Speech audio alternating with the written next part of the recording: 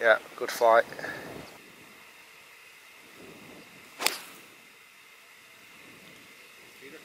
Right guys, welcome down to the quest for the open, what's in the bag. And I have not done a what's in the bag this year, unlike this man. How many guys, come and check out my what's in the bag edition 14 this year. Honestly, it's ridiculous. I've done 2 editions this year. You know what the scary thing is with Rick? It changes every time. And I thought I'd do it out here at West Lancs. This is where our regional open qualifying is. I thought I'd intersperse it with a few shots as well. So we might as well start with the big stick. And I've put something slightly different back in the bag. So I'll put the old M2 back in the bag. I've experimented with the 440, the new M1, and the 460 of the M1. But the old M2 is still so consistent, and it's definitely not as long as the M1 when I catch it well. However, what it is straight. And around West Lancs and the open courses that we're going to be playing, it's all about accuracy. That is the main thing. If you hit your fairways, you've got a chance. If you miss them around here, then you're not really in with much of a chance at all. Best thing with the TaylorMade drives as well is the interchangeable shaft. It's the same sleeve pocket, so I've still got the Ideal Rogan that I've had for about a year and a half now. I've still not found a better shaft for my driver. The spin numbers it produces, I'm really happy with, so as long as that stays the same, I don't really need to change again. And the thing is with the M2, I know what it's going to give me. I'm comfortable with it, used it for a season, I can shape it both ways. It's just that slight lack of distance that may hold me back. But to be honest, downwind, if I catch a good one with the M2, well, put it this way, today caught some good ones with the driving irons. I mean, going like 350, it's ridiculous. So around here, around the courses I'm going to be playing, I just need to find fairways. That is it. So let's jump to the other end of the bag with the putter. And I've been using the Toe Up, the Odyssey putter for about a year now. And I've said it before, but I will say it again. It's not a putter I particularly like. However, in the fitting that I went through and in subsequent rounds, I found it's one that I can really rely on. And I do feel that I put quite well with it. I'm certainly confident over a 12-footer, 20-foot putter that I can get it started online. And even if I don't like the look of it, at least that is something that I can take into my putting and know that the numbers and the fitting that I went through should ensure that I hold more putts than I miss, especially over the longer distances where if you're a degree or two out of impact, it's going to make more of a difference. And certainly just before open qualifying, it's not something that I want to be mixing in and out the bag too much, so I'm certainly going to be sticking with it. I've got the flat toe grip on there as well, which is helping with changes I've made to my grip. And it's a putter that I'm growing to like. I think after the open qualifying process, moving into later this year, I might get refitted, and try a few more putters out. But for now, that is staying in the bag. Hopefully, it'll do me some good. So on to another mainstay of the bag, which again has been with me for quite some time, a loyal and trusty servant. That is my Ping G 3-wood, and I've tried a few different variations of other clubs. There's definitely longer off the tee, but I've yet to find one which is better off the fairway or as accurate. And out of bad lies, it's also pretty awesome. It's a big step up from the G30 as well. I tried the Epic, the Sub-Zero one, which again was long, just not overly accurate. I really like the M2 Tour, which I might have a little bit of a play with, but for now, that G fairway is still by far one of the best fairways out there, no doubt about it. I'll have a go with the G400 stuff as well, see if that's any improvement, but I'd be hard pressed. So switch the end of the bag again, go down to wedges, and I've got a slightly different wedge makeup. So I've got 2 mil grind wedges in 9 degrees bounce, 52 and 56, and I'm actually waiting on the 60, but I was experimenting with a few different lob wedges, but I've put the MD3 back in the bag because around the green I just feel so comfortable and so confident with it, and I can really trust it, and that's a big valuable thing, especially on tight lies like you're getting around these greens. I'm really happy with the mill grind wedges. They feel, probably the best way of describing it is very fast when I hit. So as they come into impact, because of the way that the sole's been ground, it just seems to fly through.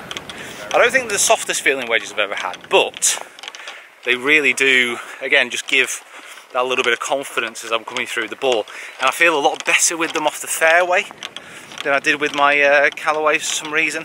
I don't feel like I square the face on my Callaway. It sounds a bit weird, but I really do feel that the MD what? But I really do feel like the mill grinds give me that extra confidence, and they certainly go a little bit further as well, which helps match up to my irons, which we're going to get onto now. So iron wise, I've got 4 to pitching wedge in the Cobra Forge 1 length, and I have been just massively pleasantly surprised with them, to be honest. I wasn't sure to begin with.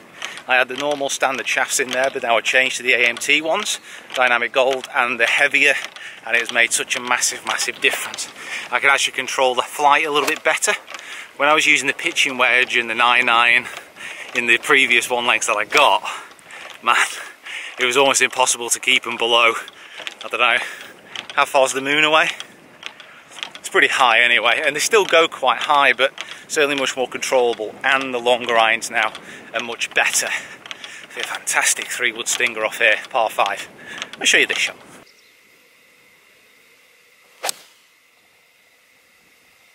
Nice wind. Look at the evening here now. Wow. Wow. And that is still a slight criticism of those 1 lengths. The actual height is hard to control sometimes. I think it's better, and certainly using the GC2, my peak heights seem to be quite consistent, but when you're out on the course, you know, that's a very different matter altogether. But I love the way they feel. I like the way they look behind the ball as well, and it's certainly something that I'm going to keep on using for the foreseeable future. I don't think there's any real problem if I did switch back to conventional length irons, variable length irons, whichever way you want to term it, because I don't know, I don't think the difference would be that extreme. And certainly with the 1 lengths, I do still go a little bit down the grip sometimes on the irons with higher loft, almost shorter irons, if I do need a little bit more control. And then the longer irons, I seem to have maintained my distance, if not picked some up, which is unusual. I thought I would have seen a bit of a drop off, but that doesn't seem to be the case at the moment. And last but not least, we get to the surprise package of my bag, which has really come into its own around this course. So this is the King Utility Club. I've got it set down to 18 degrees, so it just bridges that gap nicely between my 4 and my 3-wood, and boy oh boy, so we can keep up with my 2-iron. Boy oh boy, is it needed around this golf course. So today, on more than one occasion, well, on the 2nd and 3rd hole, I think on the 2nd hole it's at about 330, and on the 5th hole it's at about 350, just because of the conditions here. So even into wind, the fairways are so dry and so hard, you get some real running shots. And it's been okay up to this point. I've not exactly fallen in love with it, but I really do like it now. I feel I can shape it both ways as well, which I've not had in a club like that for quite some time. So the ability to fade it, to draw it, hit it low, hit it high, that's going to be, again, very invaluable around this course. Tough par 3 this 17.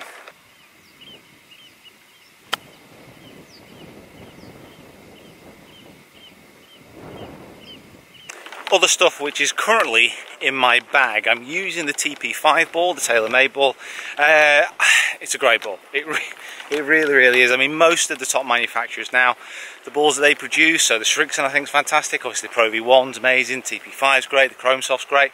You know, they're all really good balls, but the TP5, I seem to have found that in the wind, it's awesome, and it's low spinning. So I tried the TP5X as well, which spins a little bit lower, launches a bit higher. Wasn't really for me. I couldn't control it around the greens. Whilst the TP5, long enough to tee and soft around the green, so pretty much like the Pro V1.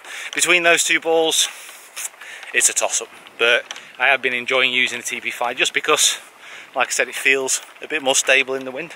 Glove-wise, using the Cyflex. So I've been using some Pure Touch ones as well, but the Cyflex suits me fine. It fits really well, it feels good. And it seems to be a little bit more giving in some places, if that makes sense. With gloves, and with top quality gloves, really, as long as it's fitted well, you're not going to go wrong with too much. So here's the Cyflex for me. Walking up the last here as well, clubhouse in the background. The bag that I'm using at the moment is a TaylorMade. I couldn't tell you the model, I'm afraid. I've also got a couple of tour bags as well, but for ease of use, shot into the left. For ease of use, I just like a carry bag. Simple as that, really. No preference. But for the amount that we do for filming and everything else, it just seems to make a lot of sense using a carry bag. Look at the sky here, by the way.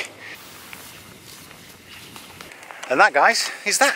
That is my current what's in the bag, which I think may change in the coming year, but I don't think greatly. I'm quite happy with everything that I've got at the moment, and certainly happy with everything that I'm using going into next week. I've got a few more days of practice, and then it's the big one on Monday, open qualifying at West Lancs. Remember, guys, I'm out at just before 12. Rick is out about 12:30, so if you do want to come down and watch, please feel free. Come watch Rick. He loves it. Right, guys, thanks for watching. Please subscribe, like the video, share it around, and I'll see you next time in West Lancs. See you on Monday. That is some sunset.